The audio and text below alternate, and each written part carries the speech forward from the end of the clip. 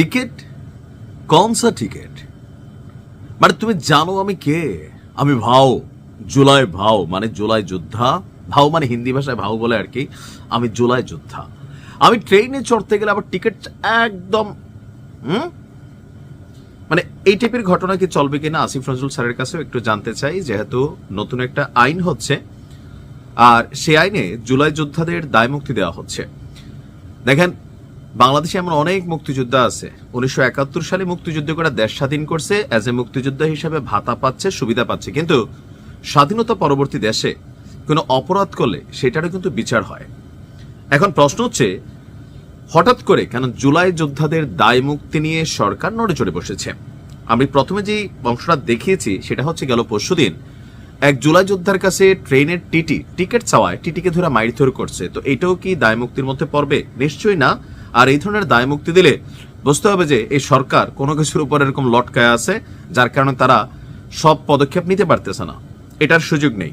তবে হ্যাঁ, সরকার যে জায়গাতে ফোকাস করেছে যে 5ই আগস্টের এই সরকারের প্রেক্ষাপট পরিবর্তনের জন্য ওই মুহূর্তে বা ওই সময়কালে জুলাই থেকে আগস্ট এই দেশে যা যা হয়েছে, ধরেন রাষ্ট্রীয় সম্পত্তি ভাঙচুর হয়েছে, আগুন দেওয়া হয়েছে, পুলিশ হত্যা হয়েছে, থানা জ্বালাও পোড়াও ভাঙচুর করা হয়েছে, এই যে কর্মকাণ্ডগুলো এগুলার কারণেই শেখ হাসিনার পতন হয়েছে।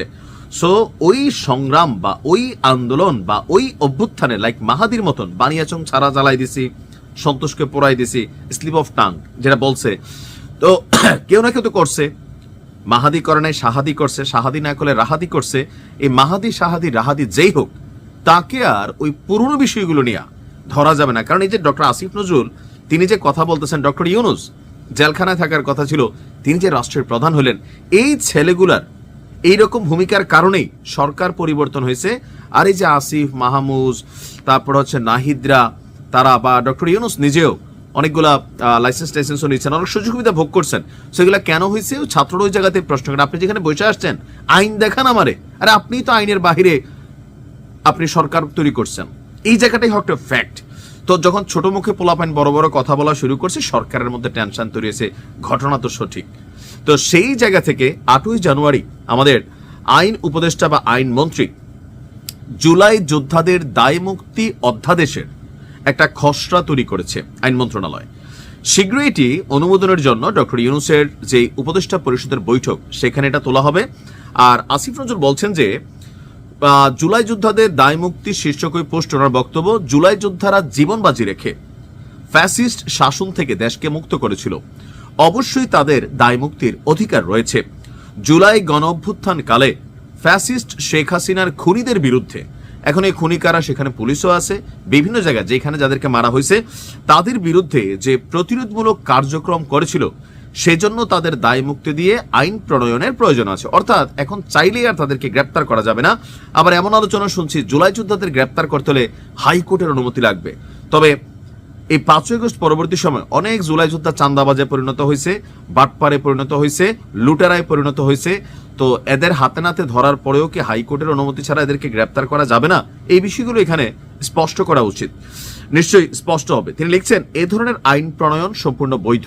যে তারা যে অন্যায় করছে এটা অন্যায় আওয়ামী লীগ সরকারের জন্য, বাট দেশে তো একটা বিপ্লব হয়েছে।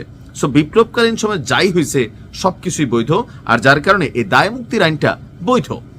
আরব বসন্ত বা সমসাময়িক কালে বিপ্লব জনধিকৃত, আরব বসন্ত বোঝেন তো, সেই মুরসি সরকার সহ বিভিন্ন জায়গায়, তো সেই আরব বসন্ত বা ইদানিং কালে যতগুলো বিপ্লব হয়েছে, এই সরকারগুলোর যে পতন হয়েছে বিভিন্ন দেশে, এই ধরনের দায় মুক্তির আইন রয়েছে।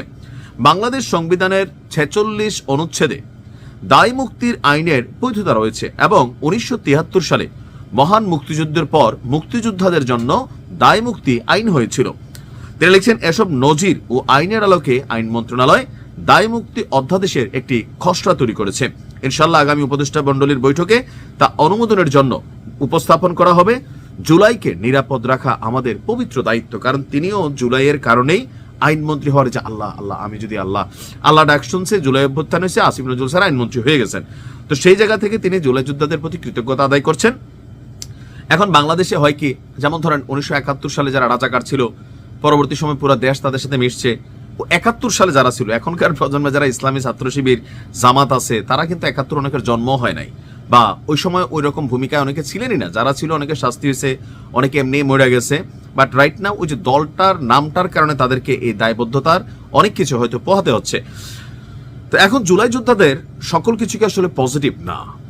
পজিটিভ নেগেটিভ দুইটাই আছে। অনেকে আছে যে জুলাইটাকে হোল্ড করতে চায়, আবার অনেকে আছে এটাকে ধারণ করতে চায়, নতুন বাংলাদেশের বন্দোবস্ত চায়, মানুষকে মানে বাংলাদেশকে পরিবর্তন করতে চায়, লুটপাট দুর্নীতি এগুলো থেকে বের হয়ে একটা নতুন বাংলাদেশ, নিরাপদ বাংলাদেশ যেখানে প্রত্যেকের সকল কিছুর অধিকার থাকবে, এটা চায়। আবার অনেকে আছে যে ওই সময় করছি, এখন আমি ফয়দাটা নিব না কেন?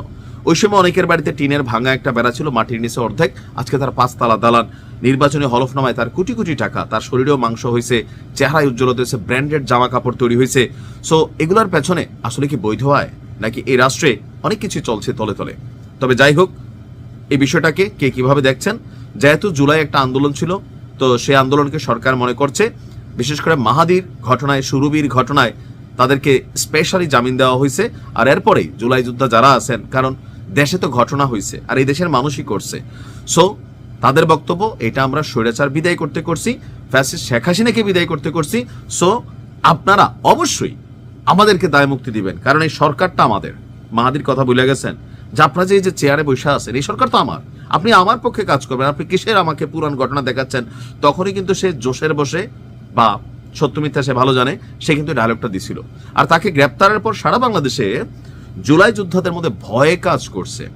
ইভেন অনেকে এটা মনে করছে যে বিএনপি ক্ষমতায় আসলে জুলাই যোদ্ধাদের ব্যাপারে শক্ত অবস্থান নেওয়া হবে। এটা কেন মনে হচ্ছে?